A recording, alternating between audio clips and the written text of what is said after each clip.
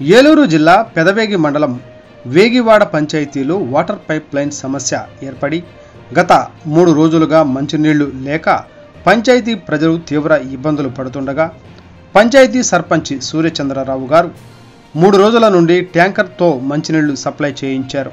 అలాగే పైప్ లైన్ను దగ్గర ఉండి బాగు చేయించారు. ఆరోగ్యం బాగోకపోయినా పంచాయతీ ప్రజలు మంచినీటి సమస్యతో ఇబ్బందులు పడుతున్నారని తెలుసుకొని దగ్గరే ఉండి సమస్య పరిష్కారానికి కృషి చేసిన సర్పంచ్ సూర్యచంద్రరావు గారిని గ్రామస్తులు అభినందిస్తూ కృతజ్ఞతలు తెలియజేస్తున్నారు.